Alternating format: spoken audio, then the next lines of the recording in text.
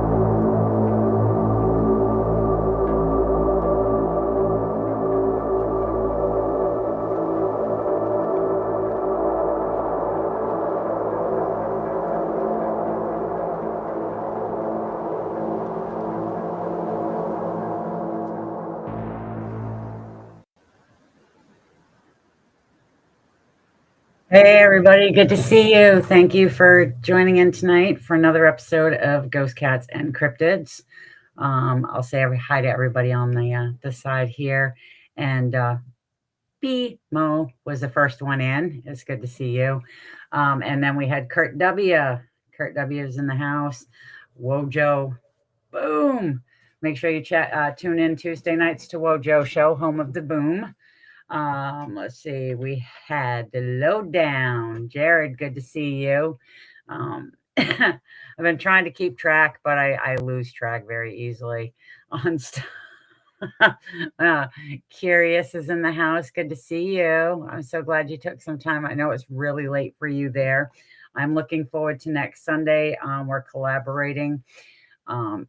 Keep an eye out though, because it could be a special time. I do want to try to work around the time change there and the time difference and stuff. So we'll see how it goes. Because last night Richie was poking fun of the fact that my show is usually only an hour, maybe 59 minutes, I think is what he said, because I need to be to bed. That's not it. I like to talk, but I don't like to tie people up, especially on Sundays, because I know that it's family time and stuff. But I'm really happy you guys are all here. Rhonda, good to see you. Ernie's in the house. Thank you, Ernie Davio. We have JT and Aya. I don't know how to say the rest of that. I'm so sorry. Good to see you. And see, we have, yeah, I think I got every BDA and everybody. So, oh, Dane, nice to see you. So yeah, tonight I decided, since we've been having issues with me pulling up photos and stuff, everything freezes on me a lot, and sometimes I get kicked out, and then you guys are kind of waiting for me to get back. Donna's a night owl. Donna's a night owl. I know. And I'm so appreciative for her agreeing to collaborate with me on the show. It's going to be good. Um, be asleep at my desk tomorrow. I wish I could. I run a store, and yeah, I'm always, I swear to God, I'm always there. Sundays is my only day, so it's kind of nice to get a break. But yeah, so tonight I decided that I would kind of do a fun show. I mean, I've done my first show was kind of an introduction on how I got into this and stuff, and why I do what I do. But I thought tonight I would go back to the beginning. Hey, Sergio, good to see you. Welcome. And I thought I would go back to what actually inspired me to do that, because there's a lot of inspirations when I was a child. I know that everybody knows that I have seen. Okay, don't understand that at all. Sorry, that is just, I don't know. But everybody knows that I saw the Sasquatch Legend of Bigfoot. I don't know what this is, Sergio, so that's just different. Do. Hey, Denny, how are you? Good to see you. I'm going to put a caption up here. But there's other inspirations to it too. I have talked about before how when I was a child, the reason that I love animals as much as I do is I give all the credit in the world to Dan Haggerty. And I will tell you right now, I am still a big kid at heart. I had a friend who was actually able to find this. So I actually have this in my research room. It is a Grizzly Adams lunch pail with Dan Haggerty and Ben on the front. We have number 7 on the back. And I love this because there is actually a cougar in the barrel on the side of the cabin. I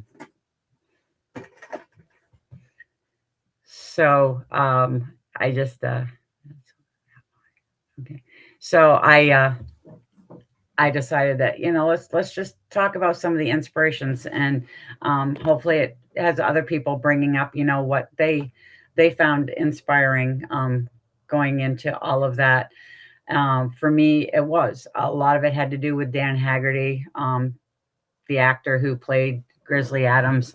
I loved the show. I loved how he had the respect of the animals. He didn't try to own anything. It was really more of just learning to live off the land and showing respect, which we've tried to do that with the research that we do. That's what we are all about, is the respect and not abusing, earth or the animals or whatever is around you. A lot of times there's so much destruction in the world. It's nice to see something that's not. And the thing that got me though was when I got old enough and I realized that, this was actually based on, a real person, born in the 1800s. His name was John Captain Adams, and he was born in Midway, Massachusetts. But he was a shoe salesman. He was not somebody who was, accused of a murder he didn't commit and hiding away. He hit financial hard times and chose to abandon his family and head back to California, where he decided to pick up the mountain man life. But what he did was he captured and he trained animals. And yeah, that show was it. I actually have the entire series. I still watch it. I absolutely love it. But he actually captured and he trained the animals, but it wasn't a nice way. He did it sometimes very brutally, which is not the way that, the show depicted it, which I'm glad by, because he was not, from what I understand, a very nice man. But I was happy with the childhood that I had that depicted him as, the way that Dan Haggerty played the character and stuff. And it also got me, used to, just knowing that their animals are out there. They're not always pleasant. There are predators, but it's a whole thing on respect. Yeah, the show Grizzly Adams was a much better story, BMO. But in so doing that, I most people know I've been very open. When I was a child, I was like scared of everything because my mom's favorite thing to do was watch horror movies. And mainly it wasn't, like the first Halloween or anything. She always watched like animal ones. So watching Grizzly Adams and getting that love and respect was good because I literally didn't like being out in the woods by myself when I was a child. I did not like, I was scared of the dark. Nowadays, I'm out at night in the dark by myself. It doesn't faze me. I'm out in the woods by myself. But a lot of it, like I said, has to do with, you get older and you understand.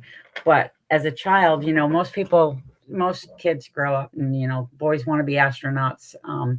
Hey, Z Sun Dragon, good to see you.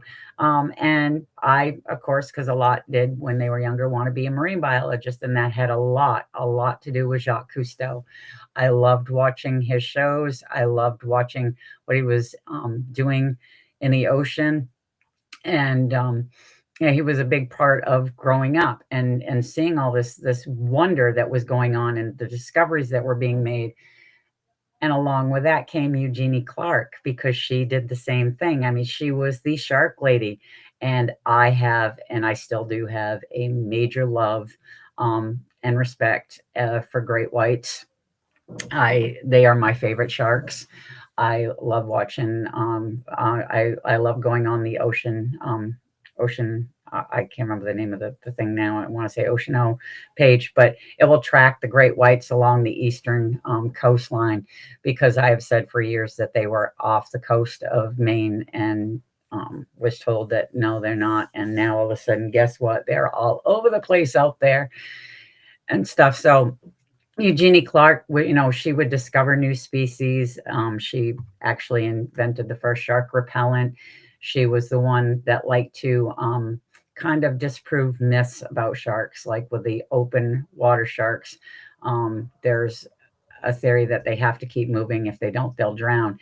And her, along with Jacques Cousteau, doing the documentary on it, proved that there was some caves in the Yucatan where there was black tip reef sharks that were in a cave underwater, several feet down.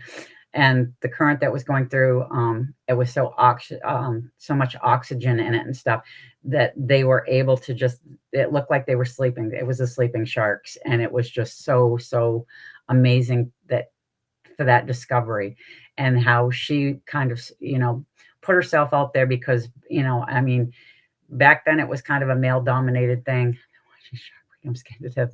See, I'm not scared to death of the ocean.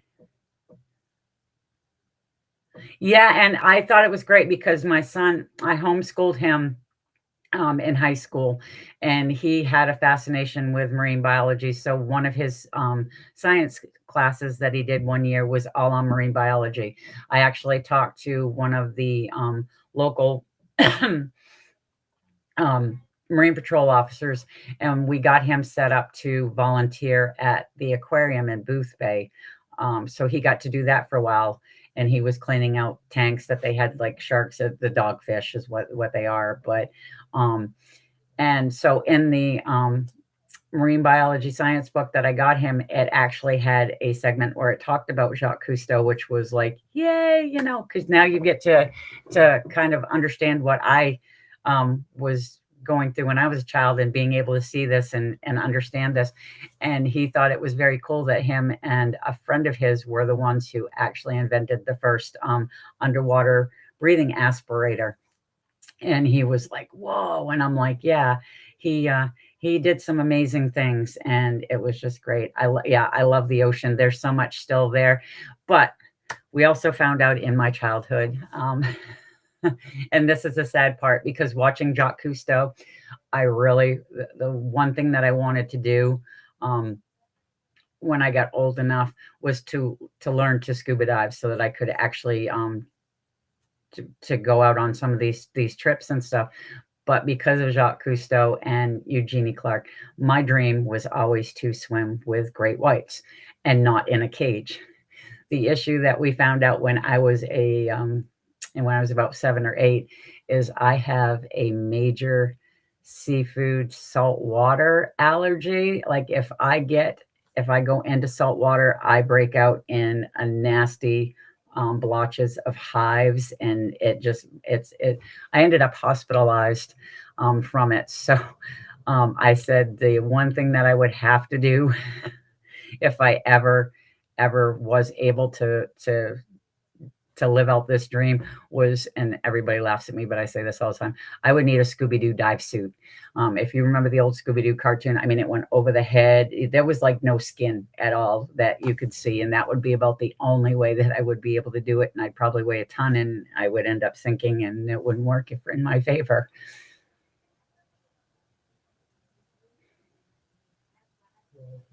I always feel cold to swim out as far as I can. Yeah. Oh, wow. That is crazy. You just have this, wow. It always feels like, yeah.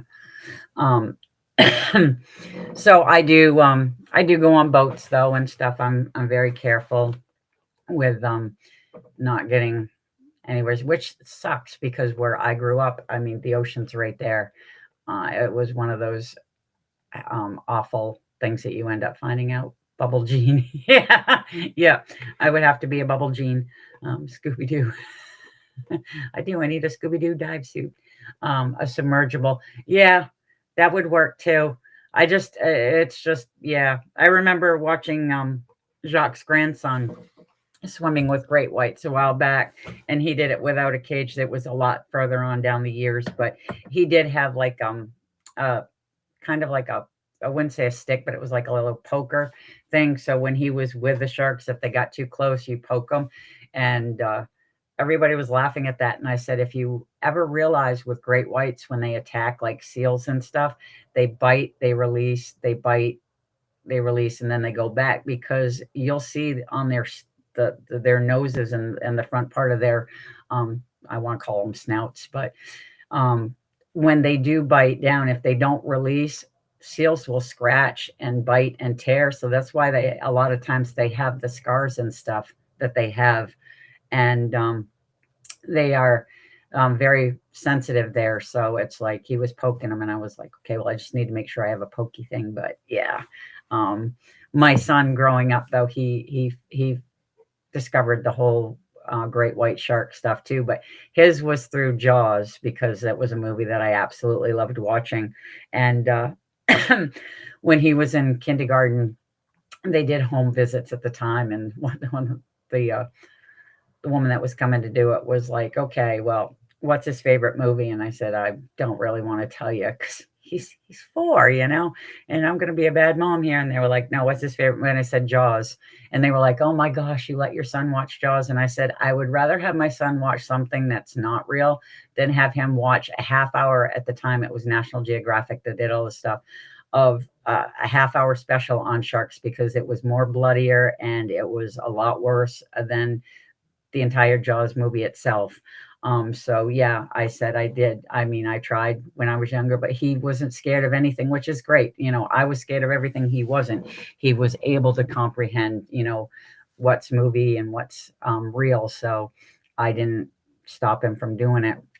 But as he got older and, he got out of high school, but then along comes my next inspiration, and I'm actually wearing the shirt because the shirt was the zoo was established the same year I was born, which I thought was kind of funny, and that would be good old Steve Irwin.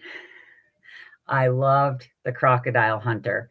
His enthusiasm, his compassion, and him just wanting to show people that, all these animals out there that people are scared of, they're not monsters.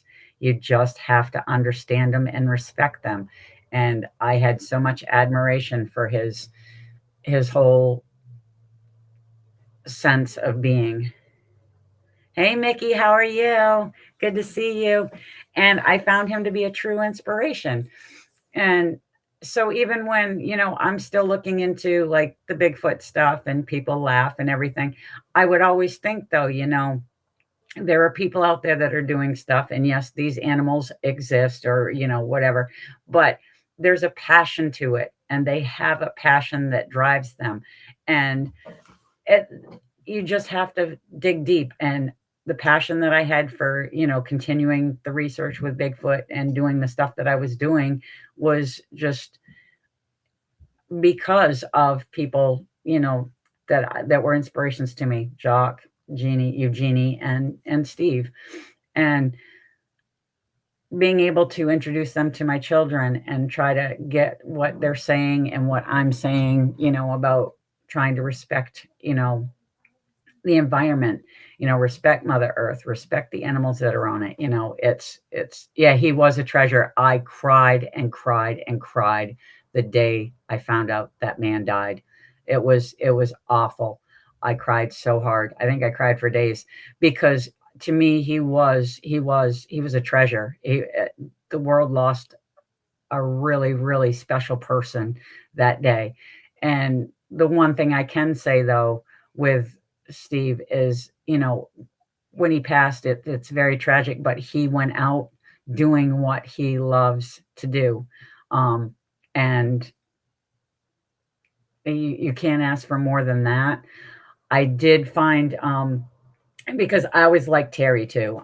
The two of them, I mean, I've been through her, all the, how they met, and stuff. But what surprised me And Terry is a hero to me too. As Terry grew up in Oregon, okay, and she worked at her family business way before she met Steve. They had a lumber company. She in 1986 decided to open Cougar Country, which was a predator rehabilitation center where she rehabilitated cougars, wolves, and bears. And I'm like finding this stuff out, and I was just floored. And to see her with, because she had one that she did have for a while, Molina, the cougar, walking her, on a leash.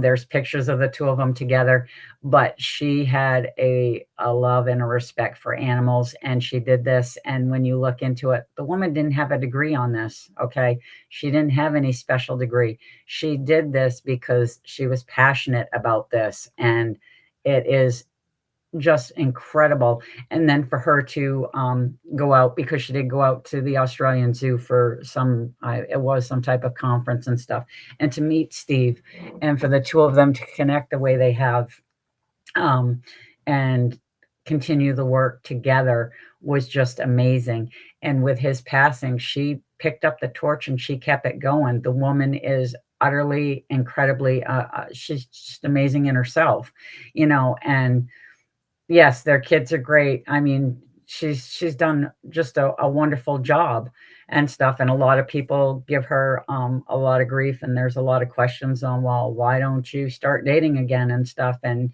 she's very adamant about it. Steve was the love of her life. She had her soulmate.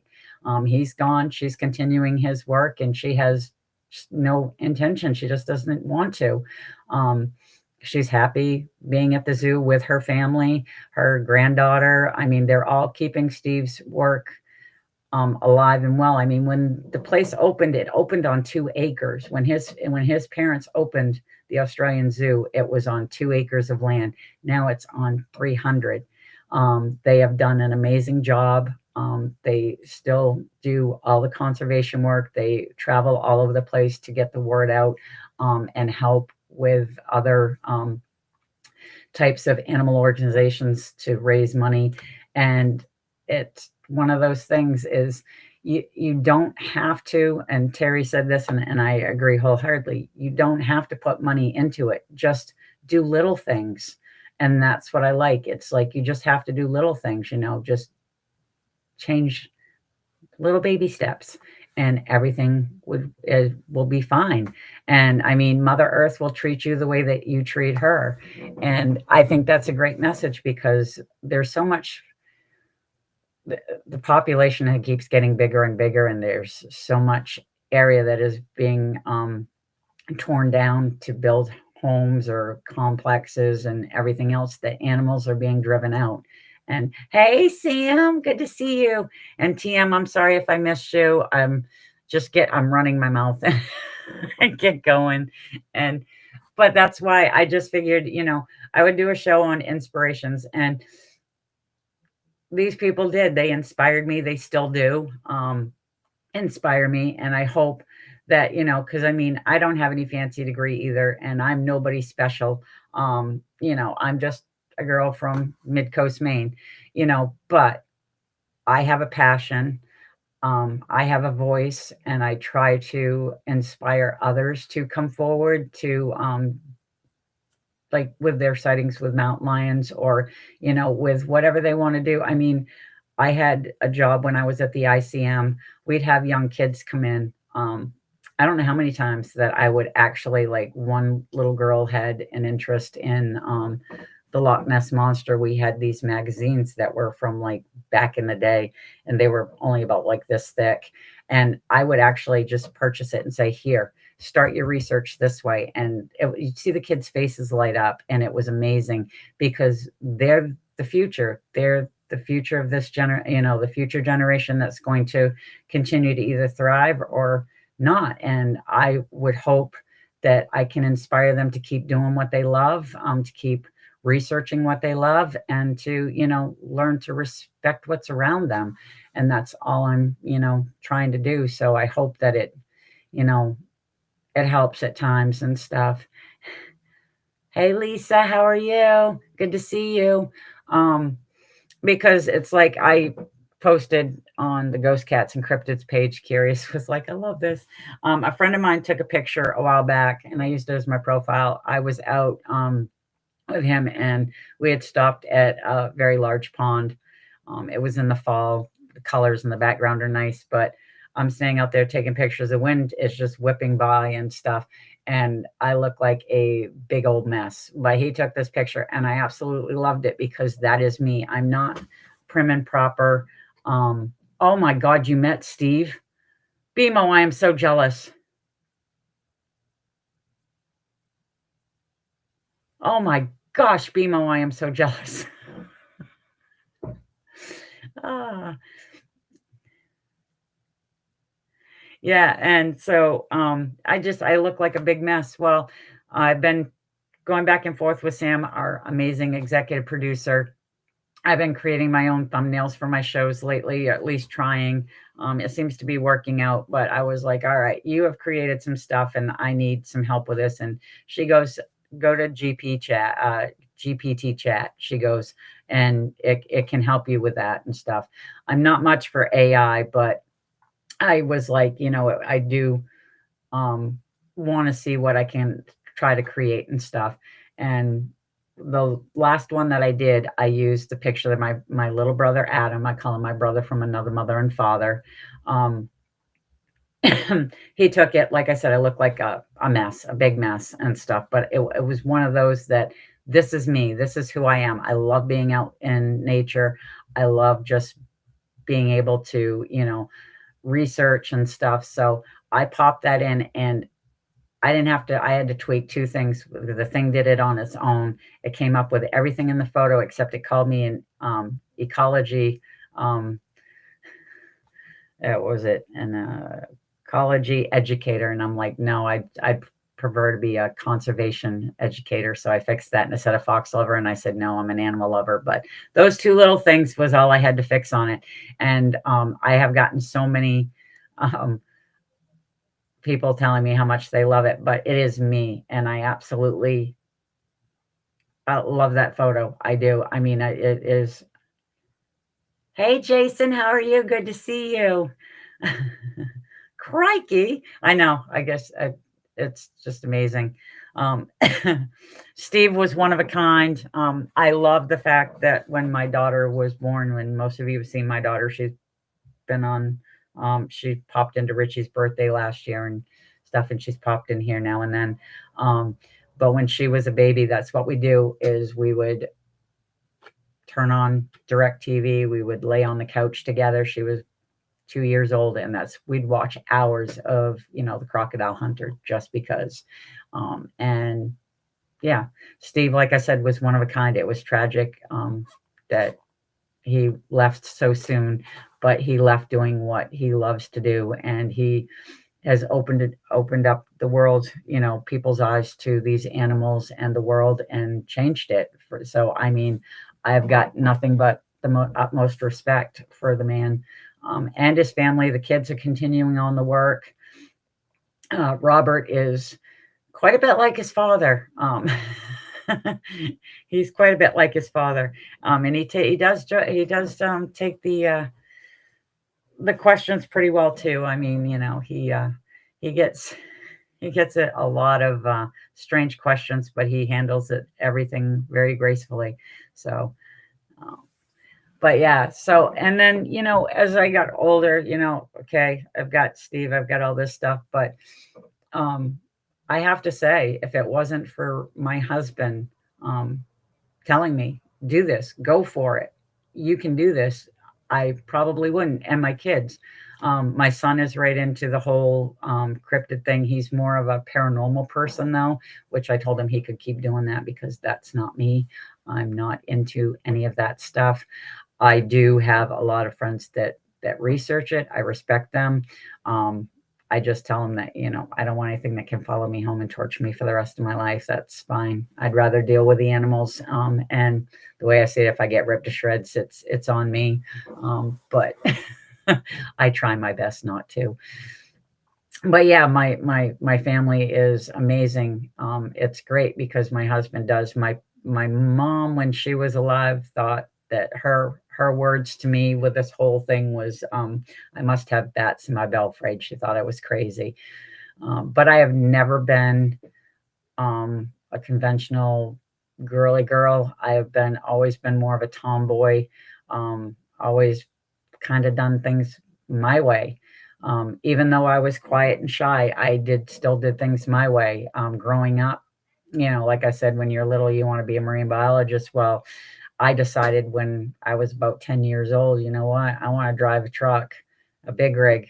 And when I hit high school, it took my freshman year signing up, my sophomore year signing up, my junior year to verify that I actually got signed up for it, because girls didn't do that stuff, but I didn't care. And I took truck driving my senior year of high school and got my Class A license. So I'm just, I'm not one of those people that just kind of sits back and gets told that, this is the way you should be. Because my mom did. She was always like, you should be a nurse. You should be this. And her thing was mainly a nurse. And my thing is I don't like the sight of blood, especially my own. So how would I even possibly become a nurse?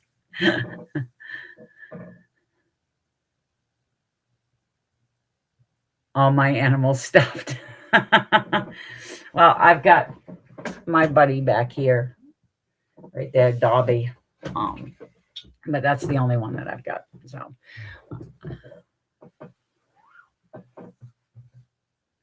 but I want to be a dragon. So I kind of went vice versa. You would have thought when you were 10, you wanted to be a dragon. Um,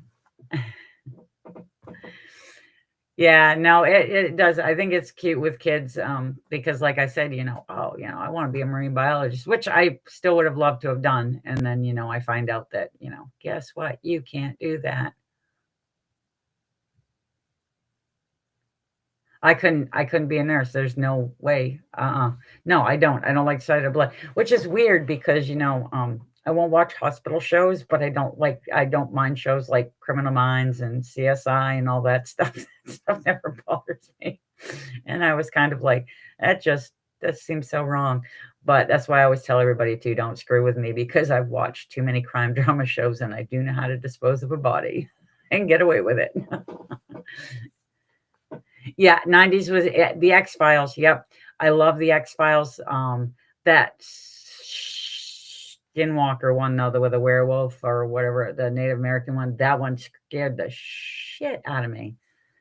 Adam, yay, you're here. I was actually just talking about you, and thanking you so much for that picture you took when we were out last year when I did the historically haunted tour there, and we stopped at the pond and you took that picture of me, because that was like the best picture ever. I look like a big mess, but it's me in my element. And yeah, I was actually able to create something different.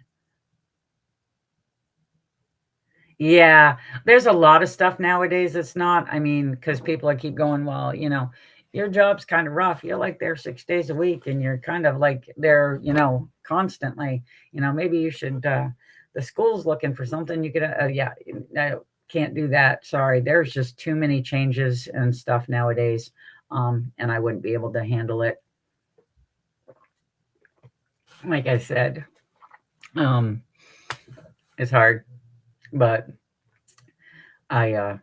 everything nowadays has changed so much. It's insane.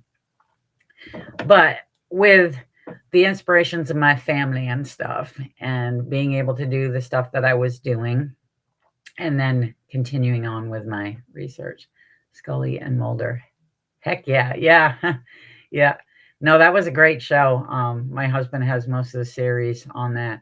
What got me though is I'm not into paranormal, but I don't know if anybody was. Yeah, I'm excited to be part of the main paranormal and horror convention this year. I'm going to be a vendor, but Adam's going to be there, and I have friends that are going to be there that are going to be talking. I can't wait to finally meet Chris Julian face to face. I've only talked to him via Messenger. He is one that supports the heck out of me too, just like Adam does. Anytime he sees a Mountain Lion report, he's always on Messenger or tagging me into the posts and stuff. And you guys are great. I have such a great network of friends now. It's amazing. Octopus, hey, how are you? Good to see you. And yeah, and with being able to do that, I've met some incredible people that have inspired me. The first person that I did research on his property when he asked me to come up, Mr. Seeger. I've talked about him numerous times. I showed pictures of different things that we had found on his property and around his property that's in the area. It was like a general research area for me. I spent a lot of time there. I was actually able to cast several tracks. We found a handprint up on the mountain not far from him and stuff. But he was one who inspired, because he felt like every time he brought it up to somebody, he felt like he was being alienated. People thought he was crazy. He was this loony old guy and stuff. And to be able to go to his property to check out the stuff and see that he actually had some legitimate stuff happening and everything, and being able to explain that to him, and him looking at me going, this is amazing. Thank you so much, because now I don't feel like I'm absolutely crazy. He goes, that's all I was ever hearing was you're crazy. You're absolutely crazy. And I spent a good 6 years going up there several times to check out the areas and stuff. I did expeditions, solo expeditions in the area. I had set up with another person who I considered a friend. I actually set up 2 expeditions for him. He's out of state, but he's East Coast, and he had asked me to set up 2. The first one he skipped out on, and then the second one, a week before it was supposed to happen, he changed his mind and said, I think I'd rather go this way. Why don't we go over here? And I said, you do what you want, but I've already made a commitment and I'm not backing out. And I continue to do it. Chilling this weekend. Kids are with my mom. Hey, Kelly, how are you? Good to see you. And you know, it's just the amount of people that I have support from now. It's really nice. I mean, I had shared a while back that I had this list.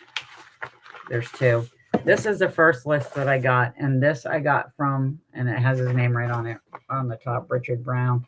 I was introduced to him through a friend of mine who said, you really need to talk to this gentleman if you are into if you're into researching mountain lions in Maine. He said, because this was from the it was actually from the database for Maine Inland Fisheries and Wildlife. And by meeting him and sitting down and talking to him, I went there several times to Sydney, and he'd show me areas where there had been sightings. We investigated. I showed last week, or not last week, might have been the week before, the big cat prints that I had found, and I had the sticks around them. It was him. I was with him, and it was one of the areas that he was showing me where we found these. And he got me into contact with other people. He ended up having people, if they had sightings, they used to reach out to him. I had people start reaching out to me.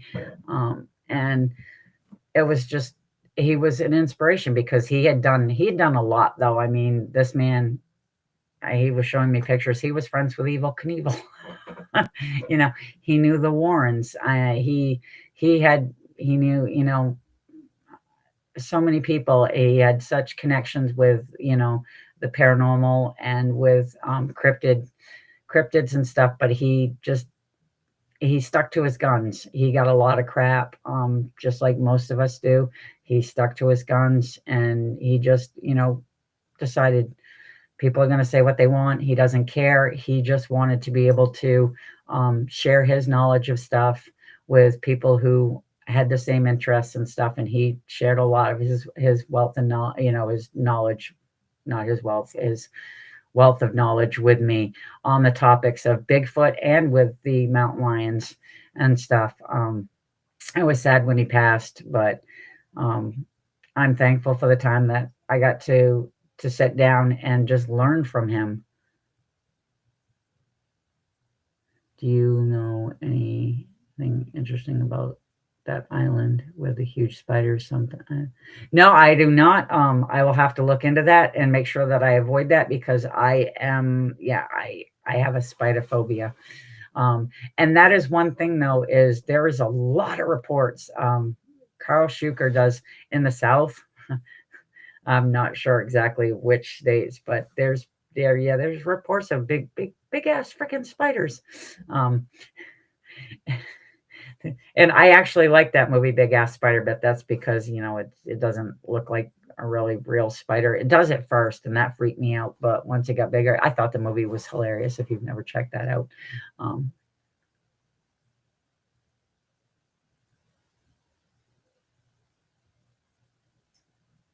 yeah, spiders as big as your hands.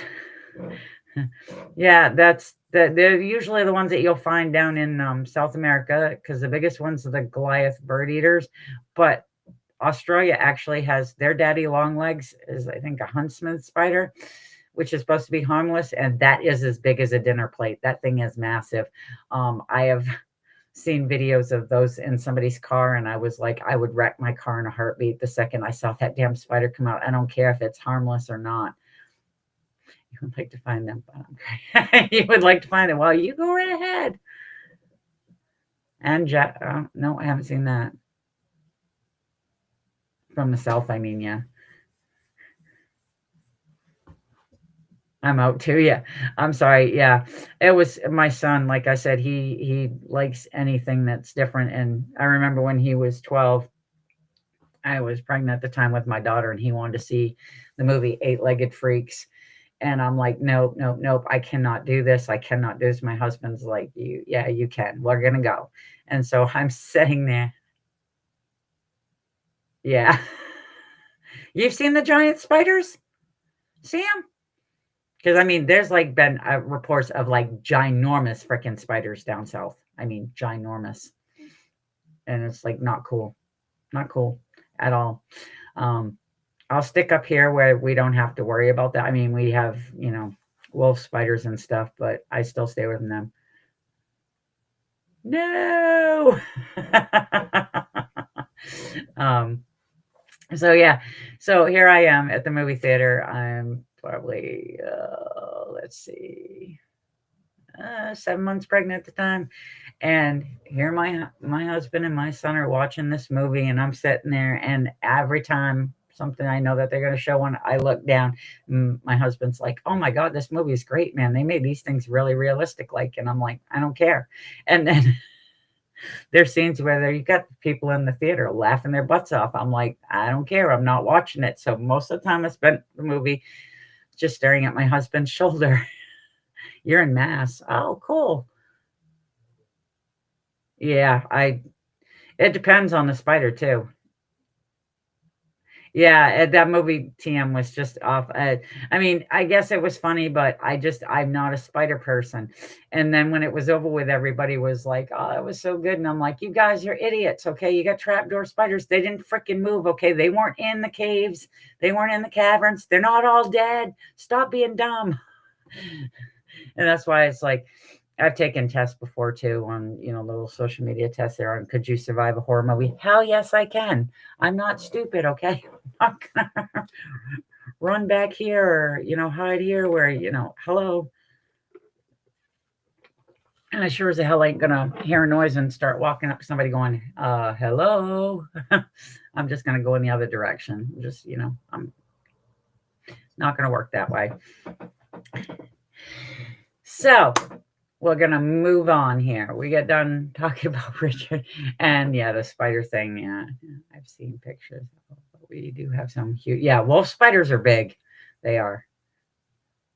And the worst part is I probably wouldn't be afraid of spiders. It's my mom's fault, um, and that's because I was like 5, and I am yeah, never answer the door. I was laying in bed, and she come in to get me up in the morning for breakfast and stuff. and there was a spider crawling on my blanket, and I started to freak out, and she was like, "Oh, no, honey, don't freak out." She crawls under the blanket with me. She lays there, and the spider's walking towards my face, and she's like, "It's not gonna hurt you. Just leave the spider alone. It's fine. See, I'm right here with you. You're gonna see the spider's not gonna hurt you. There's nothing to be scared of." And she did not realize that that spider had an egg sac behind it. So within 10 seconds, that thing burst, and I have baby spiders all over the blanket. She jumps up screaming. She's fucking wrapping the blanket up in a ball and throwing it out the door. And yeah, after that, terrified. Absolutely terrified. And then, like I said, it didn't help. She watched horror movies, so I watched Kingdom of the Spiders. I will not sit in a pickup truck, okay, like a little Ford Ranger pickup truck. No, I'm sorry. I got to have a car because that movie has just killed me from ever sitting back in a seat, seat belted in, having spiders crawl. It's just, no, sorry. It's like not going to happen.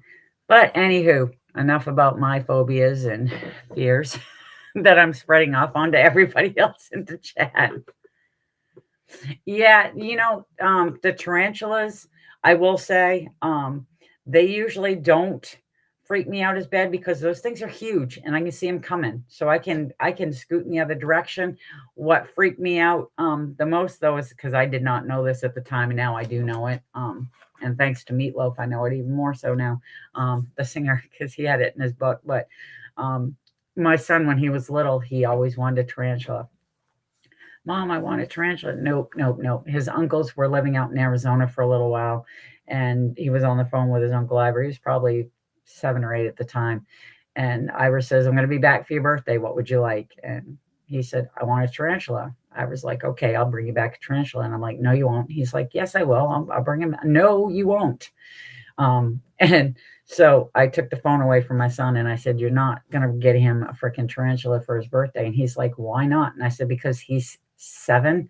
I said, he's not going to keep it in a terrarium. He's going to want to play with it. He's going to let it loose. I'm going to wake up in the middle of the night with this thing on my chest and I'm going to die of a heart attack and you get to raise my kid. Meatloaf, the singer, he had a book out about his life, and when he was a child, because he was a fat kid, he got picked on a lot. I love Meatloaf. Okay, his story is just he was an underdog, and I love him. And he had an imaginary friend, and he was playing in a tree, and his imaginary friend, dared him to jump out, and so he did jump off the limb of the tree and he ended up in a body cast. He said he was mainly in a body cast. His mother had to feed him because, the only part of his face that wasn't bandaged, only part of his body that wasn't bandaged up was his face. And she's feeding him soup and he looks over on the floor and there's a tarantula there and it's pulsating. And next thing you know, it latches on to his face. And I flipped out. I was kind of laughing though, because the man has had a lot of weird stuff happen to him when he was growing up. Not the abuse from his father, but there was a lot of weird stuff. He got his head stuck in the steering wheel. That was another thing. But I did. Meatloaf was an underdog. I absolutely loved the man. Yeah. So, but I learned that after the fact. But when my son's uncles were out in Arizona, I was talking to his Uncle Stuart one day and he was like, I hate rain season. He says, because all the spiders come out. And he goes, I went to go into the broom closet because he was working in a nursing home.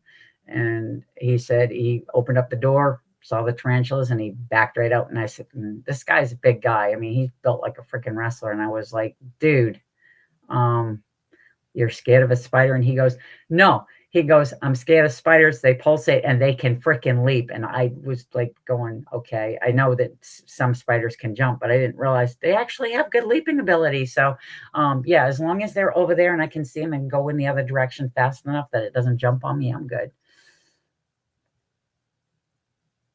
Yeah, it was a rough story. I still have the book. It's like I said, he was an underdog. But I respected what he did. I'm not.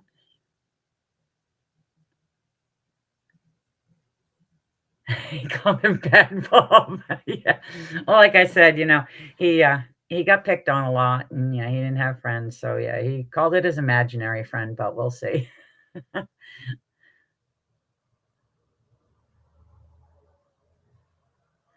Yeah, they've and lately, I mean, there was a few years back where there was a bunch of new tarantula species discovered, where one of them was called the Johnny Cash tarantula because it's jet black, which I thought was cool because I still follow all that stuff. I'm very, like I said, I'm very nerdy with this stuff, and I love it. And I love, like, the people that inspired me to do it. I love the people that still inspire me to do it.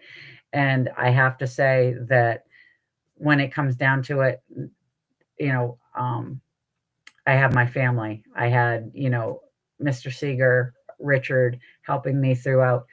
The biggest inspiration that I have now is actually this family. Okay.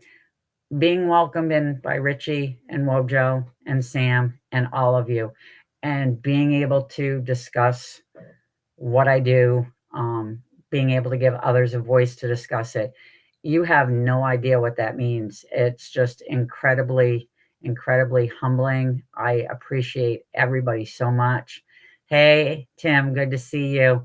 And I have so many people that, I can thank and stuff, but it's just this family is just amazingly incredible. Um, and the support that I get, it's like, I there's no words for it, is all I can say. Is I am just completely, and Richie and his message, of, researching respectfully, being able to do what you love to do. And, we know his story, and how this all came about, with baby Jackson and stuff. But for him to bring this community together, him and Wojo, and then you've got, this crew now.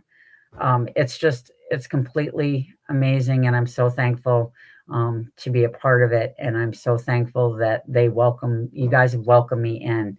It's beyond, you know, belief. But but he won't do that. um, and yeah, so when I did up the thumbnail and stuff, I had to put the picture of Richie that way because yeah, he literally does. And the one thing that I try to do is, and like when I met Mary, not it was last week. I don't know if it was last week or the week before. I'm losing track of time. Okay, I'm at work all the time, and like it's insane. But I took the time to go to Windsor to meet Mary when she was in Maine. And Richie was kind of like, oh my gosh, it's like, no, you have to take time for the little stuff. You have to make time because nobody knows how much time they have. And a lot of people don't know this, and you're going to learn this for the first time. I'm very, very, I don't like putting myself out there, but I also don't like making it feel like I'm making, I don't know how to word it right, but I have a condition called trigeminal neuralgia, and it's a nerve condition that starts at the base of my brainstem. 10 years ago, I had shock waves running through my face, and I had to have surgery for it. I actually had to have brain surgery. And because the neurologist, it took a year and a half of going through all this pain, and doctors not telling me what the heck was going on because nobody knew. One doctor just didn't want to take the time to even try. My dentist was the one who figured it out, and I ended up with a new doctor who was able to help get me set up with a different neurologist and stuff. But I had to have the surgery, and what happened was having the shock waves go through my face the way it was, it affected my ability to talk. It affected my ability to eat, to drink. It affected a lot of stuff. I could barely sleep. It is, it's not fun. And it's not, everybody doesn't have it the same. I mean, when I first got it, I looked it up, and I mean, you'd see pictures where it said some people get it where it feels like you've got barbed wire wrapped around your head and somebody's pulling on it. Mine felt like somebody had stuck an electric shock pad on this side of my face. And if you ever look, sometimes when I'm not like smiling, or if I'm just kind of sitting still, I have the side of my face droops, and it's because of the trigeminal neuralgia. But towards the end of it, it was like the beginning of Ghostbusters when Bill Murray's doing the little shock test there, and he keeps hitting the button on the guy. Well, it was like that, having that on the side of your face and somebody hitting it, hitting it, hitting it, hitting it, hitting it. And so when I saw the neurologist, he says, "Oh, we can fix this." And he went through the process of telling me the procedure of the surgery he would be doing. And I lost it crying. I flipped out. But I did have the surgery done. I had a relapse 4 years afterwards, but it only lasted a little while. But when I went back, after I had the surgery the first time, he did not inform me before the surgery that it was the only time they could do it after that. And it's just a bandage and only lasts so many years. And then the condition comes back, and all they can end up doing is just burning the nerves in the side of my face. So I am right now doing what I love to do and talking as much as I possibly can to people and to get this message out. But it's kind of like, I don't know how long I have. So however long I've got, I'm going to use it to every advantage point I can, because this whole subject is important to me. And being part of this family has really, really been just so good for me. And I'm so thankful. And that's why I said, Richie, Wojo, all of you, you guys are all inspirations to me, because you literally allow me to do what I love to do. No judgments. And you listen to me babble, because that's what I do a lot, is I babble. And like I said, we can get on topic and somebody can say something and then all of a sudden it's squirrel, because I'm just so scatterbrained, and I am not technology savvy at all. But yeah, my mom had fibromyalgia. They gave me a muscle relaxant that was different, because that's what they had to do.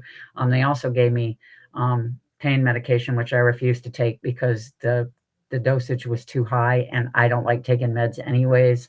And the first time I took it, I took a half a pill, and I was so loopy. My doctor got mad at me because she had called me at one point and says, "You need to refill your prescription for your pain meds." And I said, "I ain't taking my pain meds." And she said, "Yeah, well, you have a high tolerance for pain, but that's not even close to it." You had to, no, I've got a scar back here, because it was on the nerve that it was affecting was on the side of my face, but it was a nerve on the base of my brain stem that was actually causing the issue. And when they got in there, he said it's going to be one of two things. He said either it's something's wrapped around it, or he said it's flattened itself out. When they got in there, because it actually takes two neurologists, so there was another neurologist there that I had never met, even before or after the surgery, when it was done.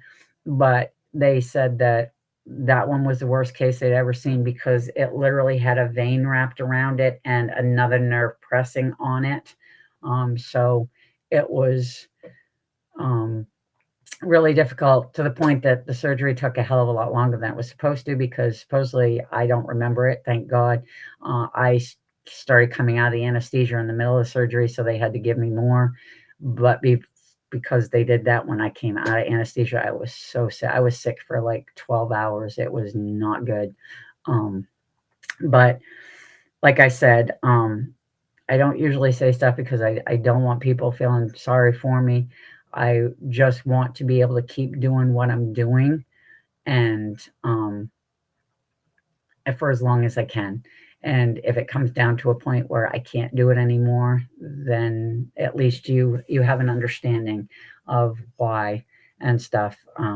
But yeah, I appreciate everybody. I appreciate you guys letting me ramble on about what the show is about tonight, which I just wanted to kind of, and it got depressing at the end, I'm sorry. But I just wanted everybody to know that, life's too short. If you have a chance, I did a video the other day and I use it because I do like that country song. If you got a chance, take it, because tomorrow's not guaranteed. and I'm chasing my dreams, and I don't plan on stopping until I'm forced to. And like I said, if I can give people a voice, if I can inspire somebody, I've done what I wanted to do. I'm never going to be rich. I'm never going to be famous. I don't really care about any of that stuff. All I want to do is give people a voice to be able to discuss their sightings, what they've seen, and I want to have the ability to prove that these cats are still out there. That is what I'm doing, and I'm going to do it for as long as I can. Hey, Benno, good to see you. Thank you, Rhonda. There's other people. When there was a couple people that knew that I had it, and it's weird because it's only like, 1 in a million or something like that. It's a large number of people that have it. I actually knew somebody who had a friend that had it, and she was like, "Can you reach out because she can't." She doesn't know what to do and stuff. And I actually walked her through because hers was different than mine. She had it, but hers also was like an optical one, so it screwed with her eyes and stuff. But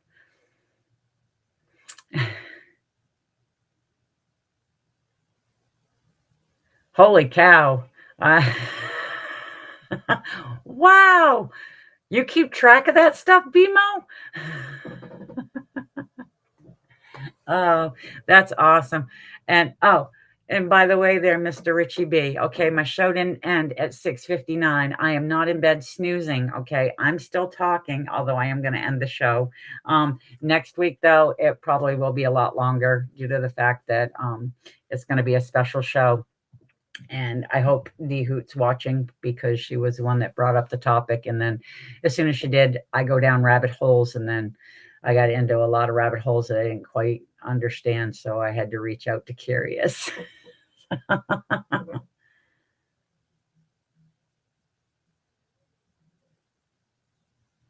right. You have a good night. And I will have to check out that YouTube channel. Is that on those videos? Octopus, are they going to be on YouTube?